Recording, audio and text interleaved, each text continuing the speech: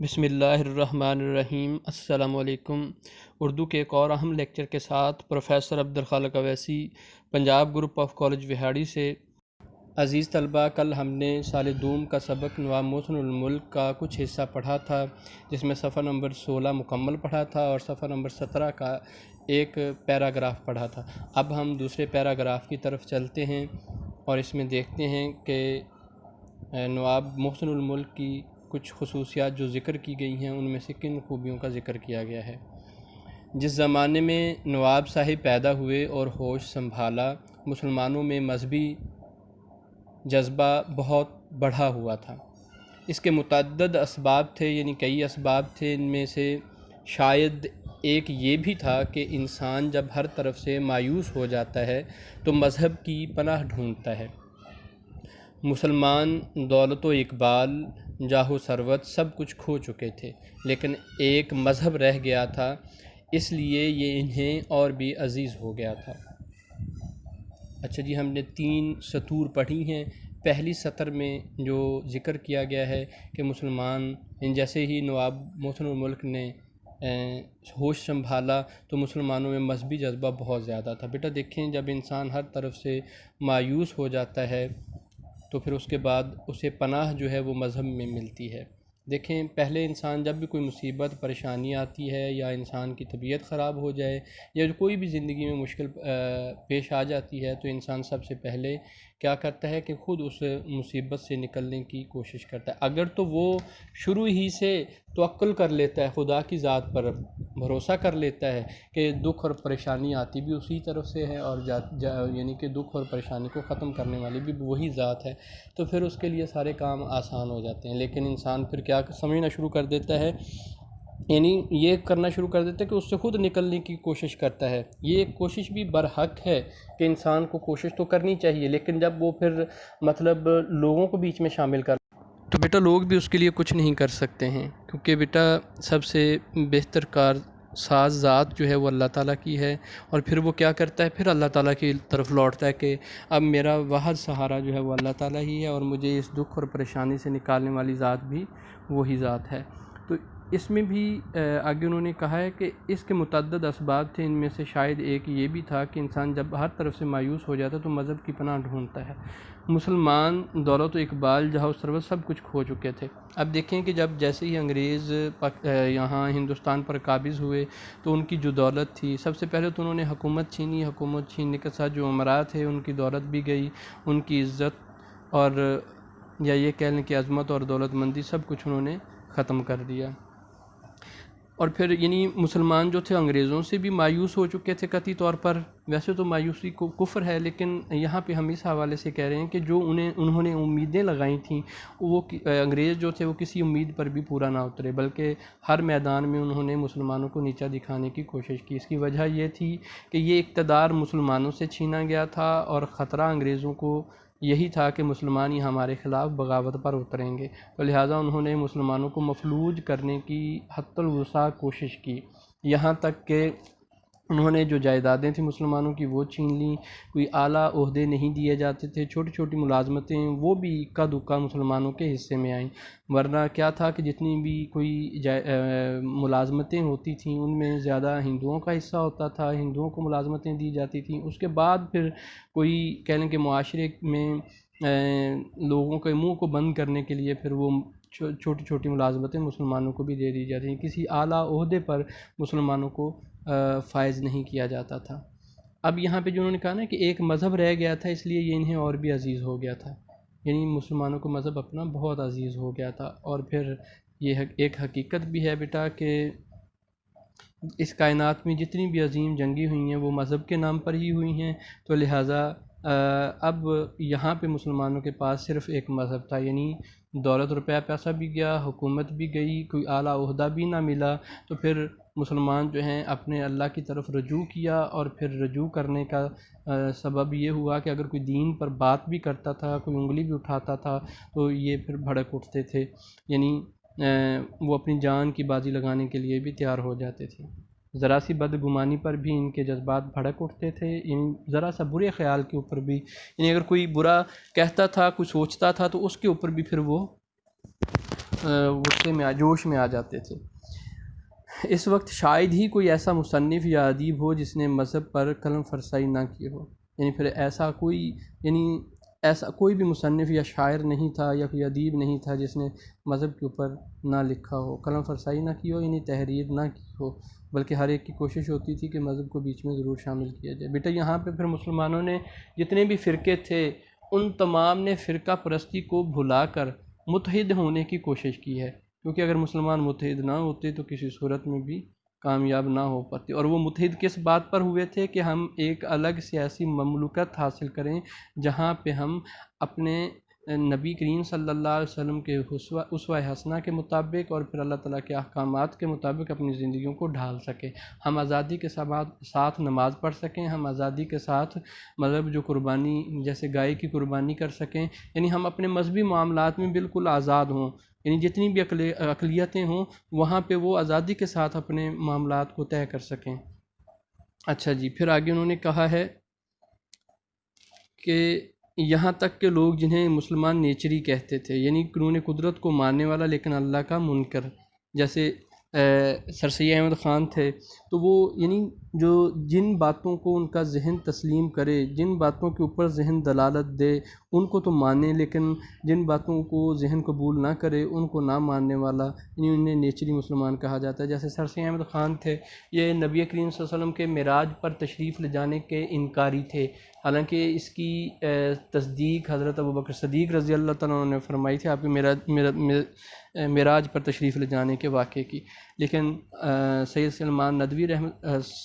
سر سید احمد خان یہ کہتے تھے کہ یہ کیسے ہو سکتا ہے کہ ایک بندہ راتوں رات آسمانوں کی سیر کرے، وہاں پہ جنت دوزخ دیکھ کے اللہ تعالیٰ سے ملاقات کرے اور پھر صبح ہونے تک واپس آ جائے، تو آسمانوں پہ انسان کیسے پہنچ سکتا ہے، یعنی ذہن تو اس بات کو قبول نہیں کرتا نا۔ تو آگے پھر انہوں نے کہا ہے اور اپنے خیال میں بد مذہب و بد عقیدہ سمجھتے تھے، ان کا اڑنا بچھونا بھی مذہب تھا، یعنی یہ ایسے لوگ بھی کیا کر رہے تھے کہ مذہب کے بارے میں لکھ رہے تھے، مذہب سے محبت کو اپنی جتلا رہے تھے۔ سر سید تو خیر ان کے مرشدی تھے، یعنی سر سید احمد خان بھی ان میں شامل تھے، ان کے حلقے کے دوسرے رکن بھی مثلاً نواب محسن الملک ہو گئے، مولانا الطاف حسین حالی، مولوی مشتاق حسین یعنی وقار الملک، شبلی نعمانی، چراغ علی، نذیر احمد وغیرہ، خواہ کچھ ہی لکھتے تان مذہب پر ہی ٹوٹتی، یعنی لکھتے کچھ بھی، چاہے وہ کوئی ناول نگار تھا، کوئی افسانہ نگار تھا، کوئی ترجمہ کرتا تھا، یا کوئی مذہبی جماعت یا ایک مسلمانوں کی جماعت کے بنانے والے بنے، یعنی وقار الملک ہو گئے، تو بیٹا ان تمام نے جو بھی لکھا ہے لیکن مذہب کو بیچ میں ضرور شامل کیا ہے۔ تان مذہب پر ہی ٹوٹتی، یعنی اختتام ان کا مذہب پر ہی ہوتا۔ نواب صاحب مرحوم ابتدا ہی سے مذہبی لگاؤ تھا، پہلے وہ میلاد پڑھتے تھے، یعنی نبی کریم صلی اللہ علیہ وسلم کی آمد پر جو تقریر کی جاتی ہے یا آپ کی آمد پر چراغاں کیا جاتا ہے یا جشن منایا جاتا ہے آپ صلی اللہ علیہ وسلم کی آمد کا، تو آپ بھی وہ پہلے یہ سارے اہتمام کیا کرتے تھے، وعظ کرتے تھے، یعنی مذہبی نصیحتیں کرتے تھے، مذہبی تقریریں وغیرہ کرتے تھے۔ ان کی ایک ہی تصنیف ہے جو خالص مذہبی ہے، ورنہ اس کے سوا ان کی جتنی تحریریں ہیں وہ یا تو تعلیمی ہیں یا معاشرتی یا علمی، لیکن ان سب کا تعلق کسی نہ کسی نہج سے، یعنی کسی نہ کسی طریقے سے اسلام یا مسلمانوں سے ہے، گو وہ اردو کے اعلیٰ درجے کے ادیبوں میں نہیں، لیکن ان کی تحریر میں ادبیت کی شان ضرور پائی جاتی ہے۔ روانی فصاحت، تسلسل بیان ان کے کلام میں نمایاں طور پر پایا جاتا ہے، یعنی روانی جسے ہم تسلسل کہتے ہیں، فصاحت خوش کلامی کو کہتے ہیں، تسلسل بیان ایک یعنی روانی یا یہ کہہ لیں کہ مسلسل جو لکھا جاتا ہے، یہ سلسلہ جو ہے ان کے کلام میں پایا جاتا تھا۔ اگرچہ انگریزی نہیں جانتے تھے لیکن انگریزی کتابیں پڑھوا کر سنتے اور ترجمہ کرا کر مطالعہ کرتے تھے۔ ان کے مضامین میں مغربی خیالات کی ترجمانی صاف نظر آتی ہے، یعنی جو مغربی خیالات تھے، یعنی جدید تعلیم کی طرف لے کے آنا لوگوں کو، یہ خیالات ان میں پائے جاتے تھے۔ تو بیٹا یہ تھا یعنی پیراگراف، اس میں اگر دیکھیں تو ہمیں اخوت کا درس ملتا ہے اس پورے پیراگراف میں، کہ مسلمان متحد ہوئے اور متحد ہونے کی بنا پر چاہے وہ کسی بھی فرقے سے تعلق رکھتے تھے،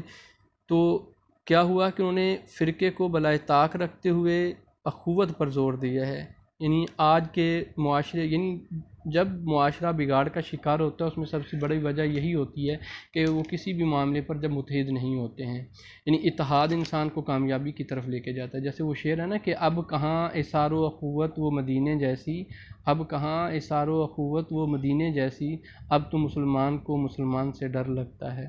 پھر آگے ہم اقتباس کی طرف چلتے ہیں۔ تقریر کے وقت منہ سے پھول جھڑتے تھے، یعنی ایسی گفتگو کرتے تھے کہ ایک مرتبہ جو سن لیتا تھا پھر بار بار ان لوگوں کا اس تقریر کو سننے کو دل چاہتا تھا۔ اچھا جی، جیسے وہ شعر ہے نا کہ سنا ہے بولے تو باتوں سے پھول جھڑتے ہیں، سنا ہے بولے تو باتوں سے پھول جھڑتے ہیں، یہ بات ہے تو چلو بات کر کے دیکھتے ہیں۔ آواز میں شرینی یعنی مٹھاس اور دلکشی تھی، یعنی اپنی طرف متوجہ کرنے کی خصوصیت تھی۔ بیٹا یہ خصوصیات ایسی ہوتی ہیں کہ جب بندہ کسی کو گفتگو کرتے ہوئے سنتا ہے یا کوئی بھی بندہ گفتگو کرتے ہوئے سن لے ایسے بندے کو، تو پھر اس کا دل اس بندے کی گفتگو سننے کو کرتا ہے، اس کے پاس بیٹھنے کو دل چاہتا ہے، اور پھر انسان کیونکہ یہ کوشش ہوتی ہے کہ زیادہ سے زیادہ اس بندے کے ساتھ وقت گزارا جائے، جو بولتا ہے اتنا اچھا ہے، اس کا اخلاق کتنا اچھا ہوگا، جو اس کی گفتگو کیسی ہوگی۔ بیٹا یہ میں نے کل بھی بتایا تھا، پہلے والے لیکچر میں آپ لوگوں کو بتایا تھا کہ یہ جو زبان ہے نا انسان کو فرش سے عرش پر لے جاتی ہے اور عرش سے فرش پر لے آتی ہے، لیکن یہی انسان کی قدر کرواتی ہے اور یہی انسان کو کہہ لیں کہ برا بھلا کہلواتی ہے۔ لیکن اگر انسان اپنی زبان کو اچھے طریقے سے استعمال کرے تو یہ انسان کی اس قدر عزت بنا دیتی ہے جس کی کوئی انتہا نہیں، یعنی انسان اپنی زبان کو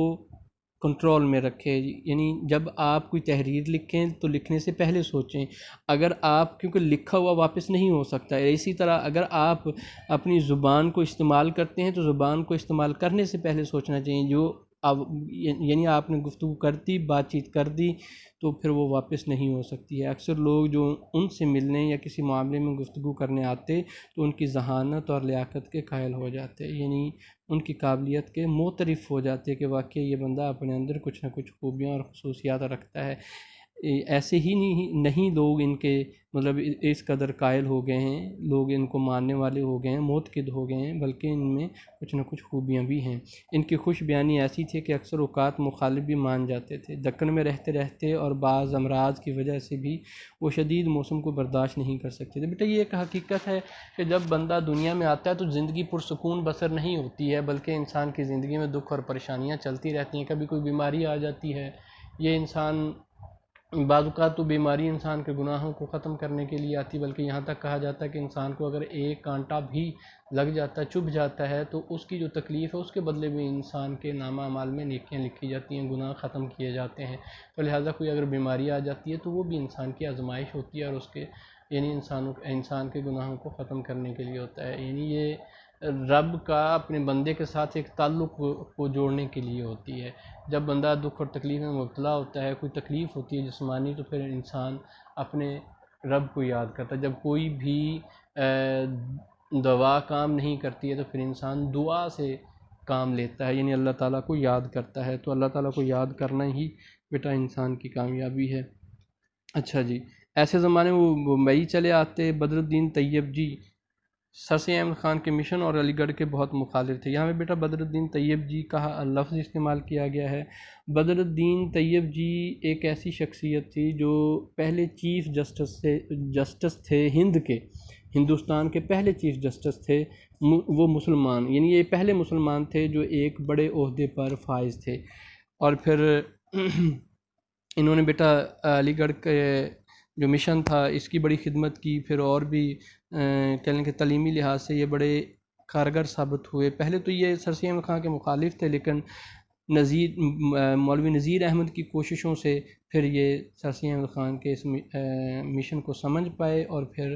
اس کے ساتھ دل و جان سے لگ گئے۔ ایک دن نواب صاحب نے بدر الدین طیب جی کے سامنے ایسی فصیح اور پردرد تقریر کی کہ دونوں آپ دیدہ ہو گئے، یعنی آنسو بہانے لگے، اور تھوڑی سی دیر میں ان کی درینہ مخالفت کو ہمدردی میں بدل دیا اور ایک گراں قدر عطیہ کالج کے لیے ان سے وصول کر لیا۔ ممبئی میں جب آل انڈیا مسلم ایجوکیشن کانفرنس کا اجلاس ہوا تو اس کے صدر بھی بدر الدین طیب جی ہوئے۔ تو بیٹا یہ یعنی جو آل انڈیا مسلم ایجوکیشن کانفرنس کا ذکر کیا گیا نا، آل انڈیا مسلم ایجوکیشن کانفرنس کا، اس کا پہلے نام جو تھا آل انڈیا محمدن ایجوکیشن کانفرنس تھا، جس کا مقصد کیا تھا کہ ہندوؤں کے جو ادارے تھے، اسکول وغیرہ تھے، ان کو چیک کرنا تھا کہ اس میں کون سی ثقافت چل رہی ہے، کون سے علوم چل رہے ہیں۔ لیکن جب انہوں نے دیکھا کہ یہ تو مطلب اپنے مذہب کا پرچار کر رہے ہیں، یہاں پہ تو مسلمان بچوں کو نقصان ہو رہا ہے، تو پھر اس نے بہت سارے ادارے قائم کروائے تھے۔ یعنی اسی انجمن کا نتیجہ تھا کہ لاہور کے 2 کالج، پشاور میں 1 کالج بنا تھا۔ تو بیٹا اس نے بہت سارے تعلیمی ادارے بنوائے، جن کا مقصد یہ تھا کہ تاکہ مسلمان بچے ان تعلیمی اداروں سے فائدہ اٹھا سکیں۔ جیسے ہم نے پہلے پیراگراف پڑھا تھا، تو اس میں مزید اشعار بھی لکھے جا سکتے ہیں۔ علامہ اقبال کے اشعار ہیں: ہم کون ہیں کیا ہیں بخدا یاد نہیں، ہم کون ہیں کیا ہیں بخدا یاد نہیں، اپنے اسلاف کی کوئی بھی ادا یاد نہیں، ہے اگر یاد تو کافر کے ترانے، ہے نہیں یاد تو کعبے کی صدا یاد نہیں۔ اب ہم صفحہ نمبر 18 پر چلتے ہیں۔ تو اس میں ہے کہ بڑے بڑے جلسوں میں جب معاملہ بگڑنے لگتا اور یہ اندیشہ پیدا ہو جاتا، یعنی خدشہ ہو جاتا کہ کہیں جلسہ درہم برہم نہ ہو جائے، یعنی بکھر نہ جائے، تو اس وقت نواب صاحب کی خوش بیانی، فصاحت اور ظرافت جادو کا کام کرتی، اور منغص یعنی ناراض اور مقدر غمگین چہرے بشاش اور شگفتہ ہو جاتے، یعنی خوش ہو جاتے، کھل جاتے۔ ان کی باتوں اور تقریروں میں ظرافت کی چاشنی بڑا مزہ دیتی تھی۔ باتوں میں ظرافت کبھی کبھی شوخی کی حد تک پہنچ جاتی تھی۔ تو بیٹا مطلب یعنی مزاح پیدا کرنے کی کوشش کرتے تھے، جس سے لوگ پھر مانوس ہو جاتے تھے۔ یعنی اس جلسے میں پھر اپنا یہ کام سر انجام دیتے تھے۔ ایک تو ان کی تقریر بہت اچھی تھی، لوگ سننا پسند کرتے تھے، اور دوسرا پھر جب تقریر میں مزاح کو پیدا کیا جاتا تو پھر اور لوگ زیادہ متوجہ ہو جاتے۔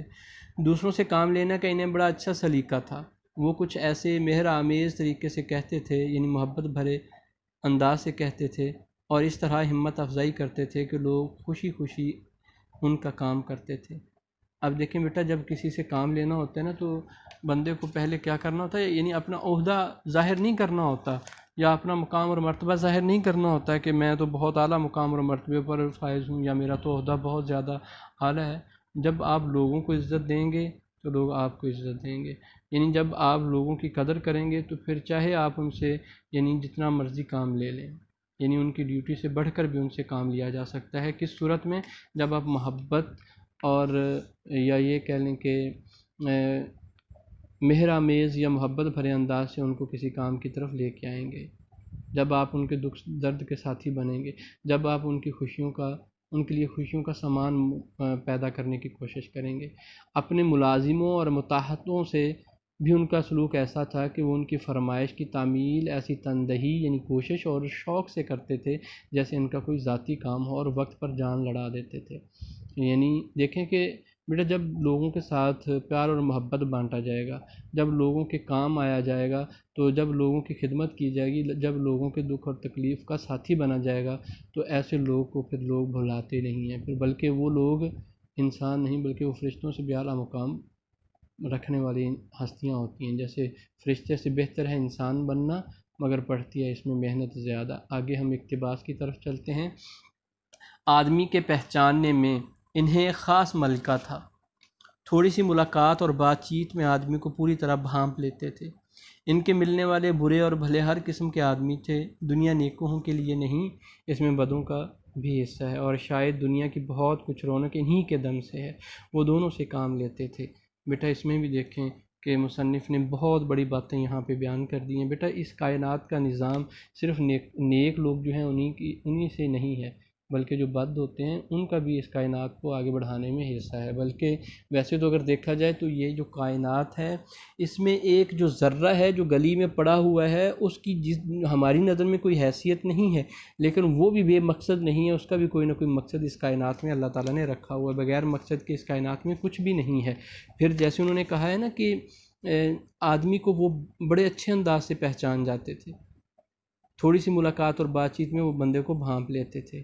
ان کے ملنے اور یعنی ملنے والے برے اور اچھے ضرور ہوتے تھے۔ بیٹا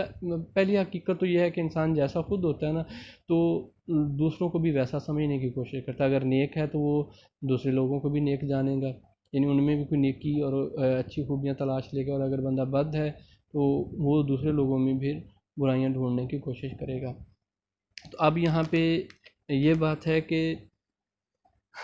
بیٹا معاشرہ چاہے جتنا بھی کوئی اچھا ہو، لیکن معاشرے میں ہر دو طرح کے لوگ ہوتے ہیں، یعنی نیک بھی ہوتے ہیں اور بد بھی ہوتے ہیں۔ اگر نیک ہیں تو وہ اپنے نیک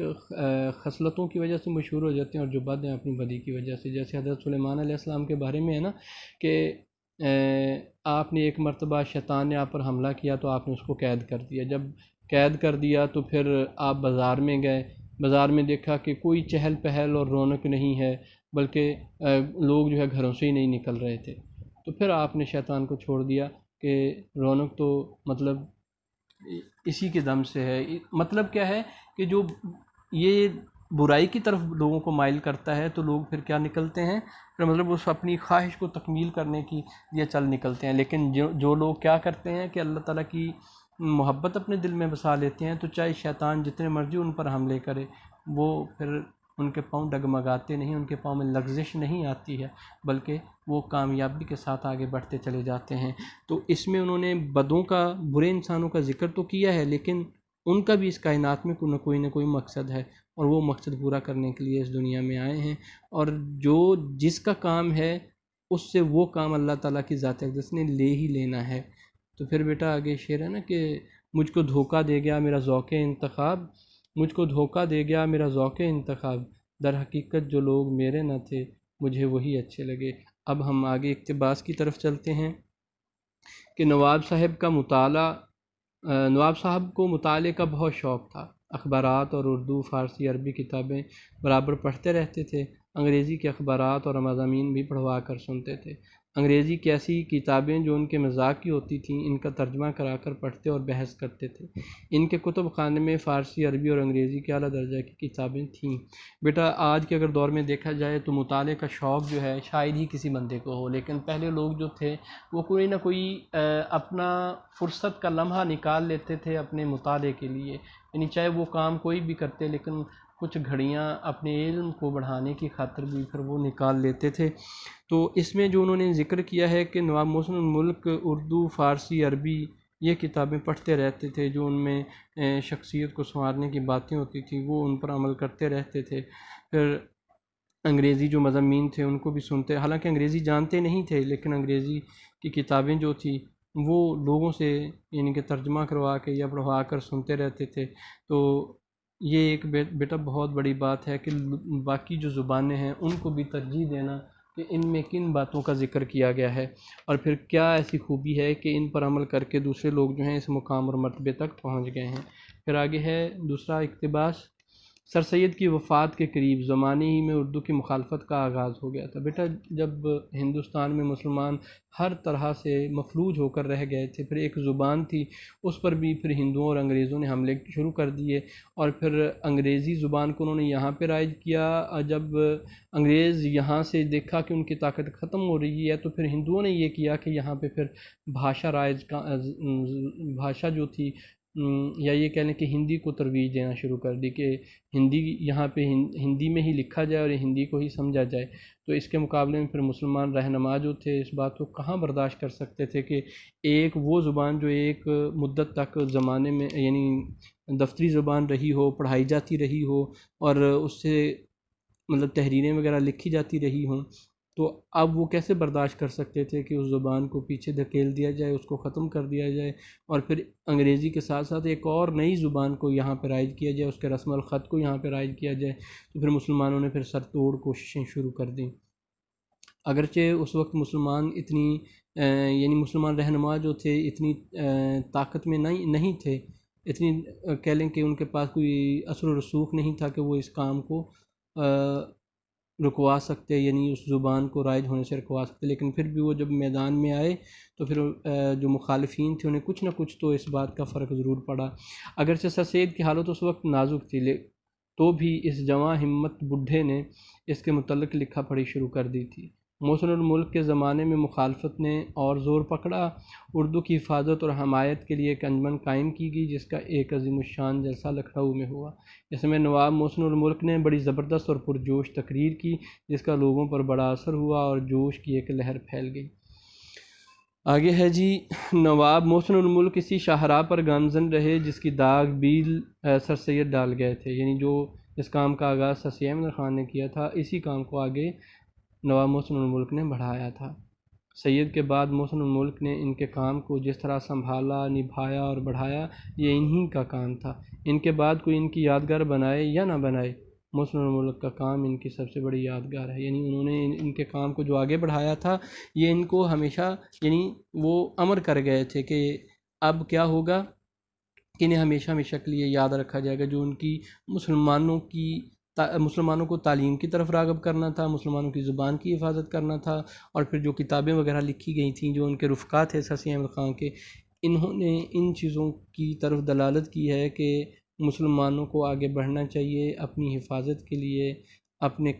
تعلیم کے لیے، اپنے مذہب کی حفاظت کے لیے، اپنی بقا کے لیے مسلمانوں کو اپنی جنگ لڑنی چاہیے۔ تو بیٹا یہ سبق جو ہے چند ہم اثر سے لیا گیا ہے۔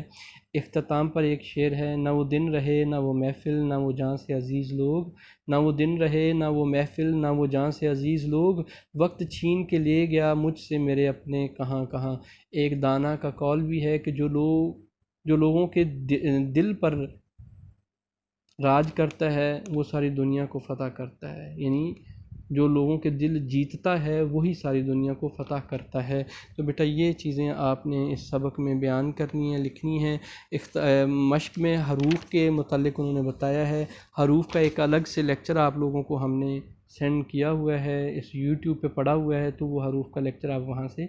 لے سکتے ہیں۔ تو اللہ حافظ، انشاءاللہ پھر کسی اور لیکچر کے ساتھ حاضر ہوں گے۔ والسلام۔